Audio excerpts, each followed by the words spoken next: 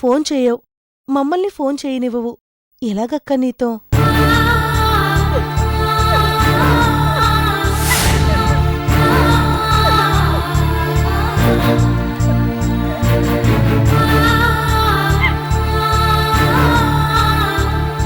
నాకు చచ్చిపోవాలనుంది.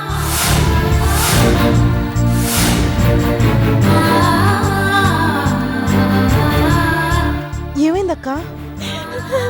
నాన్నగారు నువ్వు నాకు గుర్తొస్తున్నారు. ఒకసారి చూడాలనుంది.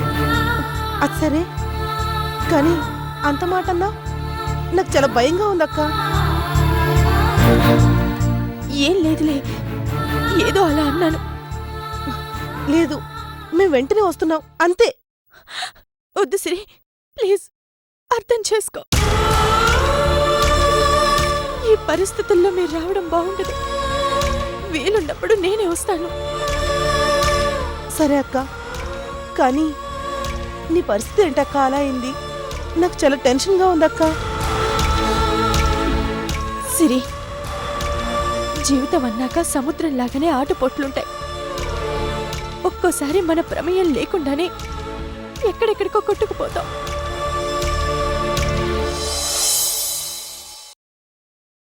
ఎలాగైనా గుండె ధైర్యంతో తిరిగి మన స్థానానికి మనం చేరుకోగలగాలి. ప్రస్తుతానికి నేను అదే స్థితిలో ఉన్నాను.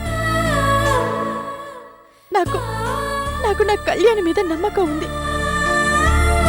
నా నిజాయితీని అర్థం చేసుకునే మనసు తనకుంది. ఏదో ఒకరోజు జంటగా మేము నవ్వుకుంటూ మన ఇంటికొస్తాం. అందాక కాస్త ఓపిక పట్టు. నాన్నగారికి ఈ విషయాలేవీ తెలియనివ్వకు.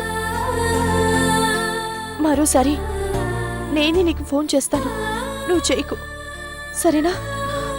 సరేనక్క, కానీ ఎట్టి పరిస్థితుల్లోనూ అధైర్యపడకు. ఏదైనా అవసరమైతే ఫోన్ చేయి. ఇంకో విషయం, పెద్దబావు గారితో నీకున్న సమస్యలు చెప్పుకో. ప్రస్తుతం అతనొక్కడే నీకు హెల్ప్ చేయగలడు.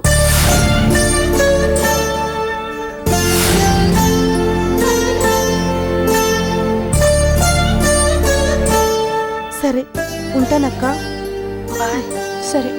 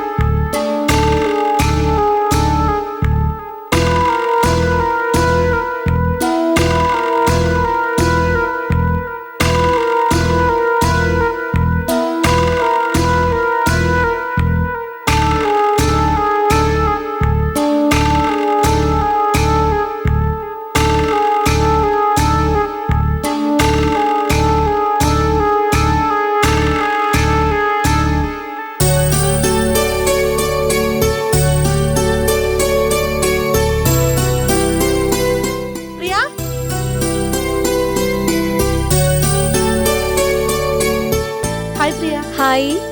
ఎక్కడికి? కాలేజ్కా? అవును. నువ్వు? నీ గురించే వెయిట్ చేస్తున్నాను. నా గురించా? ఎందుకు? మా అక్క గురించి అడుగుదామని.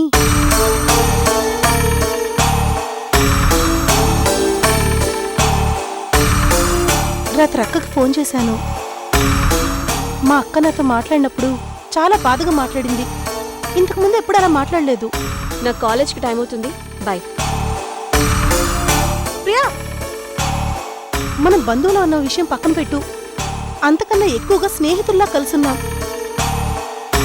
కనీసం నువ్వైనా ఏం జరుగుతుందో చెప్పవా? అక్కని ఎంత అడుగుతున్నా ఏం చెప్పట్లేదు. మీ అక్క చెప్పుకోవాల్సింది ఏమీ లేదు. అంటే జరుగుతున్న విషయాల్లో తప్పంతా మీ అక్కదే. ప్రియా, నువ్వు ఆ ఇంటి మనిషిలా మాట్లాడుకో. అవుట్ సైడర్లా అక్కను కూడా దృష్టిలో పెట్టుకుని మాట్లాడు. ప్లీజ్ అసలు విషయం చెప్పు. ఇది అసలు విషయం. అంటే అక్కే అన్ని తప్పులు చేసిందా? అదే కదా నేను అంటుంది. అంటే తనకెవరితోనో సంబంధం ఉందని, ఆ ఫోటోలు నిజమని నువ్వు కూడా నమ్ముతున్నావా? ఇది మాత్రం దారుణం ప్రియా. నిజాలెప్పుడు దారుణంగానే ఉంటాయి సిరి. ఇది మాత్రం దారుణం ప్రియా. నిజాలెప్పుడు దారుణంగానే ఉంటాయి సిరి. నేను నీలాగే ఆవేశపడ్డాను. ఆ ఫోటోలో మార్ఫింగ్ అని, మా వదిన దేవత అన్నాను. మీ అక్కేడ్చిన ఏడుపులు నమ్మాను, కబుర్లు విన్నాను. కానీ అసలు నిజం తెలిసాక ఏం చేయాలో ఎలా రియాక్ట్ అవ్వాలో తెలియక సిగ్గుతో చచ్చిపోయాను. ప్రియా ఏంట మాటలు? అంత కాని పని మా అక్క ఏం చేసిందని? విని తట్టుకునే ధైర్యం ఉంటే నీ ఇష్టం, విను.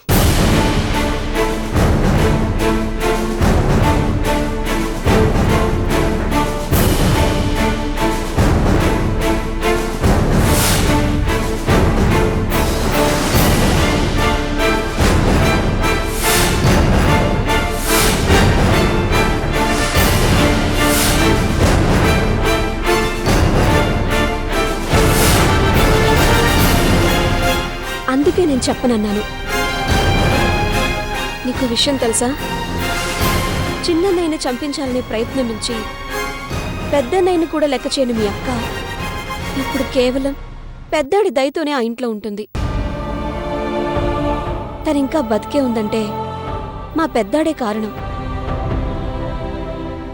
కాని మీ అక్కకు పెద్దన్నయ్య మీద కోరికుందే కాని ప్రేమ గాని కృతజ్ఞత గాని లేదు.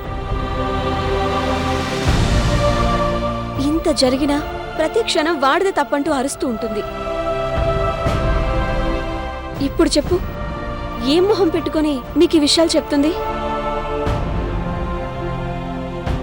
అందుకే తను ఫోన్ చేయదు, చెయ్యనివ్వదు. తానే తప్పు తెలుసుకుంటుంది కదా అని వదిలేస్తున్న కొద్దీ ఇంకా ఇంకా మొండిగా ప్రవర్తిస్తుంది. సారీ సిరి, నిన్ను బాధ పెట్టాలని కాదు, కానీ నిజాలు కాబట్టి చెప్పక తప్పట్లేదు.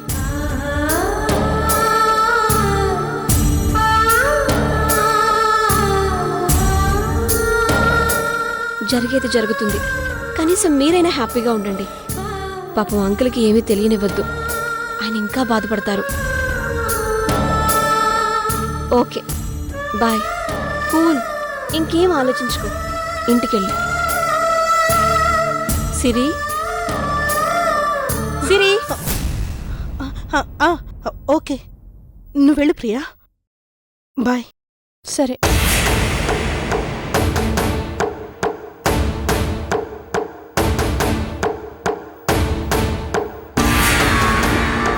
ఇంత దుర్మార్గురాలైపోయిందా మా అక్క? అక్కడికి బావగారి మీద కన్నేసిందా?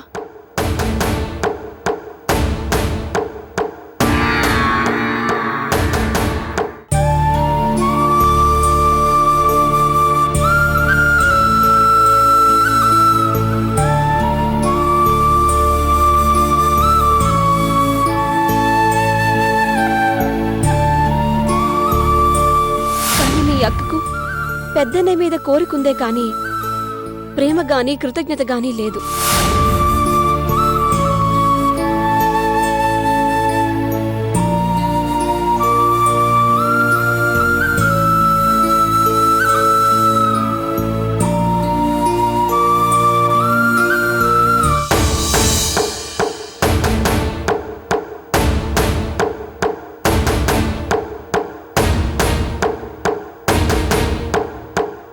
సిరి, ఏమైంది తల్లి? ఏంటి అలా ఉన్నావు?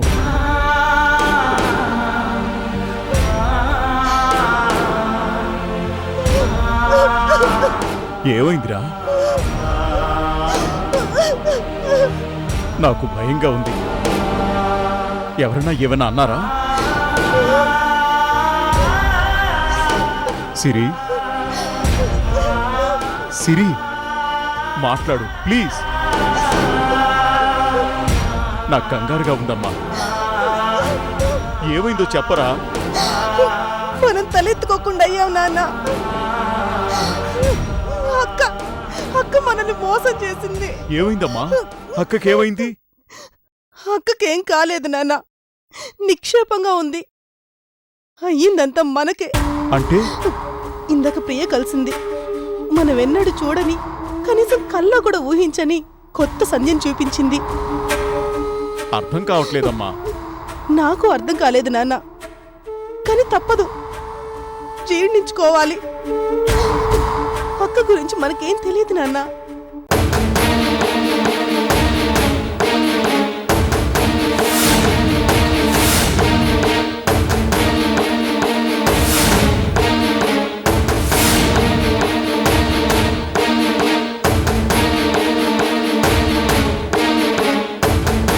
అబద్ధం. ఇదంతా అబద్ధం. ఇదంతా అబద్ధం. అబద్ధం కావాలని నేను కోరుకుంటున్నాను నాన్న, కానీ తిరుగులేని రుజువులు, నిజాలు చెప్పింది ప్రియ. మనం మణిపోస అనుకున్న అక్క పాము పడగ మీద మెరిసే మణిరుకోలేదు.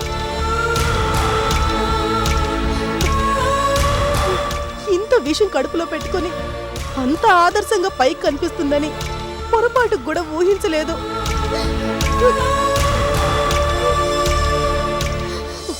నేనే కాదు నాన్న, అక్క ఇలాంటిదంటే వాళ్ళు కూడా నమ్మలేకపోతున్నారు. మనం ఇన్నాళ్ళు అక్కకు అన్యాయం జరుగుతుందని అనవసరంగా ఆవేశపడ్డాం. కానీ పాపం అక్క వాళ్ళ బావగారికి అన్యాయం జరిగింది. ఆ కుటుంబం నవ్వురు పాలయ్యే రోజొచ్చింది. భగవంతుడా, ఏరి కోరి చేసుకున్న నా మహికి ఇప్పుడు నేను నా మొహం ఎలా చూపించను? నీ కూతురు ఇలాంటిదిరా అని వాడు వేలెత్తి చూపితే నేనెలా బతకను? నానా, ఏం బాధపడకు. అసలు సంధ్యనే మనిషి నాకు అక్కే కాదు, మీకు కూతురు కాదు. నానా, ఏం బాధపడకు. అసలు సంధ్యనే మనిషి నాకు అక్కే కాదు, మీకు కూతురు కాదు.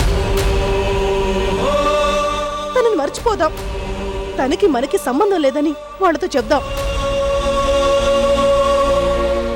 బావగారికి, అత్తయ్యకు, మావయ్య గారికి సారీ చెప్దాం. తొందరపడకమ్మా, ఎందుకైనా మంచిది. ముందు అన్ని విషయాలు పూర్తిగా తెలుసుకుందాం. పోనీ అక్కను ఒకసారి అడగనా? నానా, అవన్నీ వేస్ట్. ప్రియ క్లియర్గా చెప్పింది. అయినా నీ ఇష్టం. నాకైతే అక్క మీద ఏమాత్రం నమ్మకం లేదు. తన మొహం చూడటానికి నాకు మనసు ఒప్పడం లేదు. ఆయన ఏం అడుగుతావు? తనేం చెప్తుంది? ఛే! అసలు ఆలోచించడానికే అసహ్యంగా ఉంది.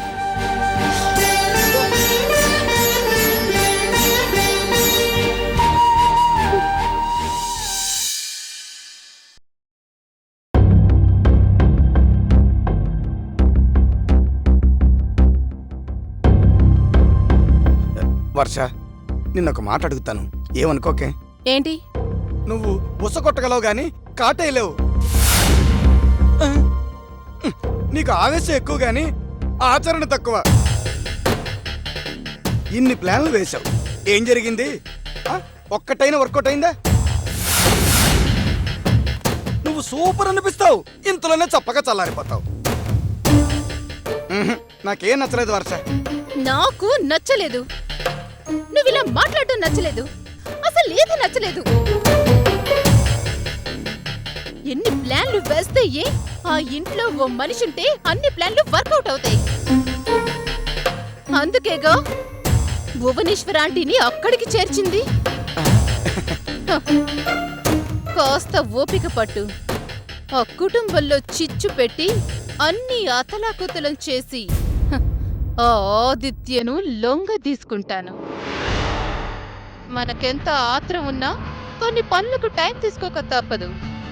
ఆంటీని కూడా రమ్మన్నారు, వచ్చాక డిసైడ్ చేస్తాను చూడు. వచ్చాను వర్ష, వచ్చేసాను. నాకింకా ఆగే ఓపిక లేదు.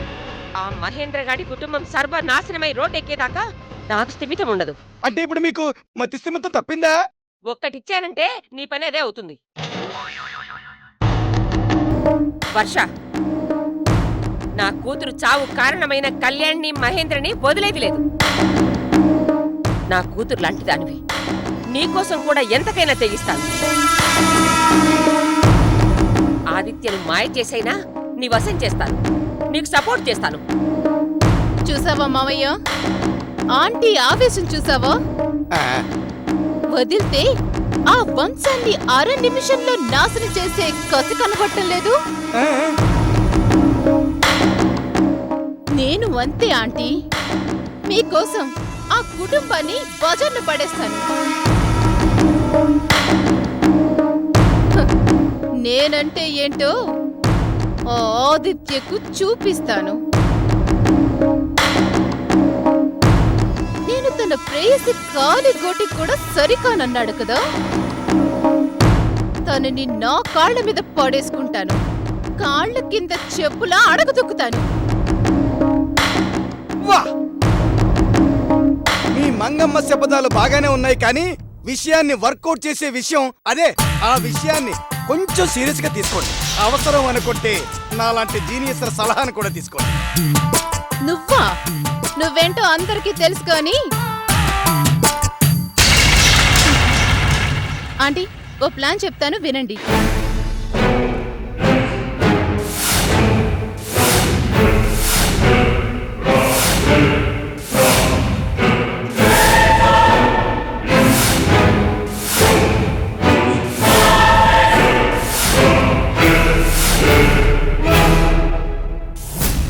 చాలా చాలా బాగుంది వర్ష. నీలా మావాళ్ళు ఆలోచించుంటే నా పగ ఏనాడో చల్లారేది. సన్నాసులు ఎందుకు పనికిరారు. వదిలేండి ఆంటీ, కాలం కలిసి రాకపోతే వాళ్ళు మాత్రం ఏం చేస్తారు? ఇప్పుడు కొత్త శకం ప్రారంభమైంది. ఇక అన్ని విజయాలే.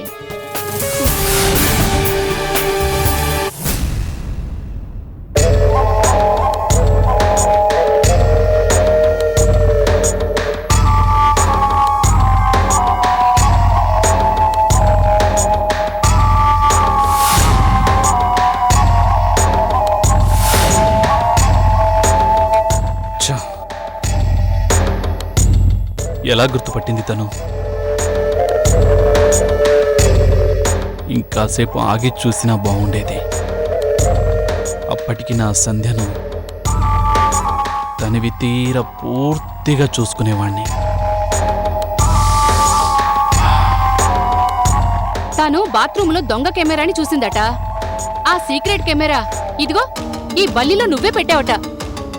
దాన్ని చూసి మమ్మల్ని పిలిచేలోపు నువ్వే తీసేసావట. చెకింగ్ చేయడానికి ఇదిగో అందర్నీ తీసుకొచ్చింది. అమ్మో, కాస్త అయితే వ్యవహారం అందరికీ తెలిసిపోయేది కదా. ఇక నుండి ఇంకా జాగ్రత్తగా ఉండాలి. ముసుగు తొలగొద్దు.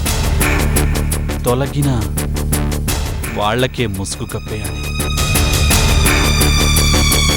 పొరపాటున తెలిసిపోయింటే ఈ పెద్దరికం, పరువు, అభిమానం అన్ని మటాషేగా. Thank God. స్వామి, నువ్వు మగాడివే కనుక నా బాధను అర్థం చేసుకుని నన్ను తప్పించావు.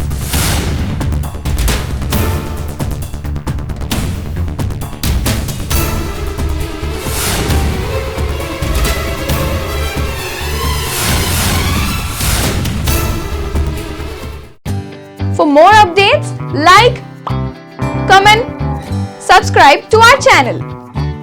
Hey darlings, గంటని click చేయడం మర్చిపోకండి.